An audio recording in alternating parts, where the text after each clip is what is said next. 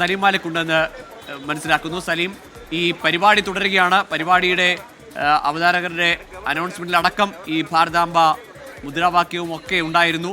ഈ ചടങ്ങുകളിൽ, സംസാരത്തിൽ, പ്രസംഗത്തിലൊക്കെ ഈ വിഷയം സൂചിപ്പിക്കുന്നുണ്ടോ ആളുകൾ? ആ വിഷയം സംസാരിച്ചുകൊണ്ടാണ് ഇവിടുത്തെ പ്രഭാഷകരെല്ലാം ഈ അടിയന്തരാവസ്ഥയുടെ അൻപതാണ്ട് എന്ന വിഷയത്തിൽ സംസാരിക്കുന്നത്.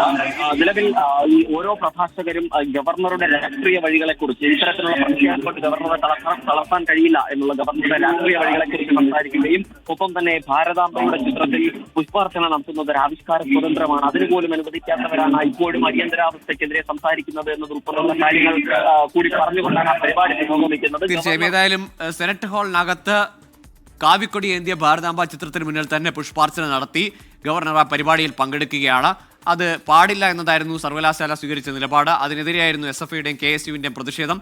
സർവകലാശാല പോലെയുള്ള ഒരു സ്ഥാപനത്തിൽ ഏതെങ്കിലും ഭരണഘടനയ്ക്ക് നിരക്കാത്ത ബിംബങ്ങളോ പ്രതീകങ്ങളോ പാടില്ല, അതുപയോഗിച്ചൊരു പരിപാടി പാടില്ല, അത് പണമടച്ച് ഇനി സംഘടിപ്പിക്കുന്നതാണെങ്കിൽ പോലും പാടില്ല എന്ന് നിലപാടെടുത്തു. പക്ഷേ തങ്ങൾ പണം കൊടുത്ത് ഹാള് ബുക്ക് ചെയ്തതാണെങ്കിൽ അവിടെ ഏത് പണം വെക്കണം, എങ്ങനെ പരിപാടി നടത്തണമെന്ന് നിശ്ചയിക്കുന്നത് തങ്ങളായിരിക്കുമെന്ന് ശ്രീപത്മനാഭ സേവാ സമിതി നിലപാടെടുത്തു. ഗവർണർ ഒരു ഘട്ടത്തിൽ ഈ പരിപാടിയിൽ പങ്കെടുക്കില്ല, വലിയ പ്രതിഷേധത്തെ തുടർന്ന് പങ്കെടുക്കില്ല എന്ന അറിയിപ്പ് വന്നു. അതിനുശേഷം പരിപാടി റദ്ദാക്കുന്ന ആലോചനയിലേക്ക് പോയി.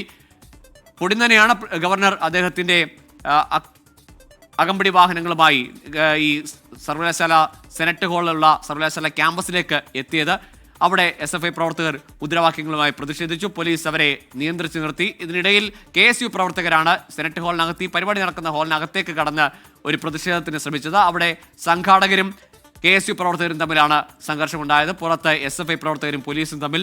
ഇപ്പോൾ റിനു ശ്രീധർ ചേരുന്നുണ്ട്. റിനു, ഇപ്പോൾ സാഹചര്യങ്ങൾ അല്പം ഒരു സംഘർഷത്തിനായി പോകുന്നു. പോലീസുമായുള്ള SFI പ്രവർത്തകരുടെ ഉന്തും തള്ളും തൽക്കാലം ഒന്ന് ശമിച്ചിട്ടുണ്ടെന്ന് മനസ്സിലാക്കുന്നു. അത് പക്ഷേ ഇനി SFI പ്രവർത്തകർ ഗവർണർ പുറത്തിറങ്ങുന്നത് കാത്തിരിക്കുകയാണോ?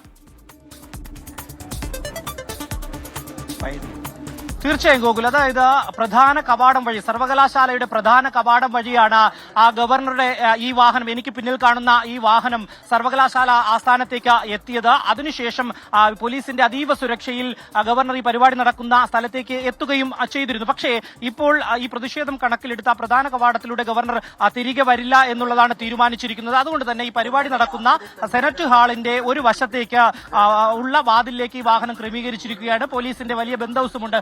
സിറ്റി പോലീസ് അസിസ്റ്റന്റ് കമ്മീഷണർ ഉൾപ്പെടെയുള്ളവർ ഈ വാഹനത്തിന് സമീപമുണ്ട്.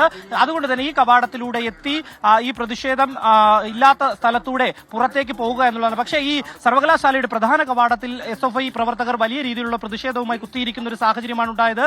ഇപ്പോഴും നിലവിൽ അത് തന്നെയാണ്. പക്ഷെ അവർ പറയുന്നത് ഒരു തരത്തിലുള്ള പ്രതിഷേധം മാത്രമായിരിക്കും ഉണ്ടാവുക, അല്ലാതെ ഗവർണർ ഒരു തരത്തിലും തടയുകയില്ല എന്നുള്ളൊരു കാര്യം കൂടി SFI നേതാക്കൾ പങ്കുവയ്ക്കുന്നുണ്ട്. അപ്പോഴും ഈ ഗവർണറുടെ ഈ വാഹനവും അതുപോലെ തന്നെ സുരക്ഷാ വാഹനങ്ങൾ, ആംബുലൻസ് ഉൾപ്പെടെയുള്ള വാഹനങ്ങൾ ഇവിടേക്ക് ഇപ്പുറത്ത് ഒരു വശത്തേക്ക് ക്രമീകരിച്ചിട്ടുണ്ട്. ഈ പരിപാടി കഴിഞ്ഞ് അല്പസമയത്തിനകം തന്നെ ഗവർണർ ഇവിടേക്ക് എത്തുമെന്നുള്ളതാണ്. നേരത്തെ KSU വിദ്യാർത്ഥികൾ അല്ലെങ്കിൽ പ്രവർത്തകർ ഈ വാതിലിന് സമീപത്താണ് വലിയ രീതിയിലുള്ള ഒരു പ്രതിഷേധം നടത്തിയത്. അവിടെ നിന്ന് അവരെ അറസ്റ്റ് ചെയ്ത് നീക്കുകയും ചെയ്തു. എന്തായാലും സമാനതകളില്ലാത്തൊരു പ്രതിഷേധം അല്ലെങ്കിൽ ഒരു സംഘർഷ സാഹചര്യം തന്നെയാണ് ഇപ്പോഴും നിലവിൽ സംസ്ഥാന സർവകലാശാല ആസ്ഥാനത്തിന് തൊട്ട് മുന്നിൽ ഉള്ളത് എന്ന് തന്നെയാണ്. എന്തായാലും SFI പ്രവർത്തകരെ പകുതിയിൽ കൂടുതൽ പോലീസ് അറസ്റ്റ് ചെയ്ത് നീക്കിയിട്ടുണ്ട്. വനിതാ പ്രവർത്തകരെ ഉൾപ്പെടെ അറസ്റ്റ് ചെയ്ത് മാറ്റിയിരിക്കുന്ന ഒരു സാഹചര്യമാണ് നിലവിലുള്ളത്.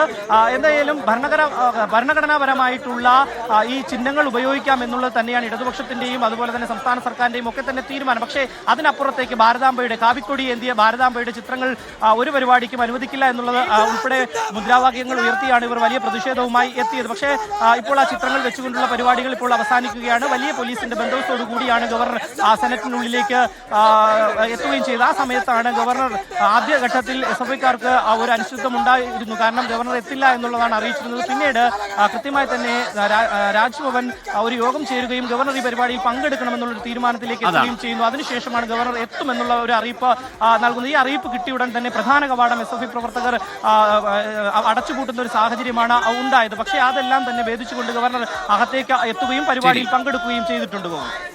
റീനു ആണ് വിവരങ്ങൾ നൽകിയത്.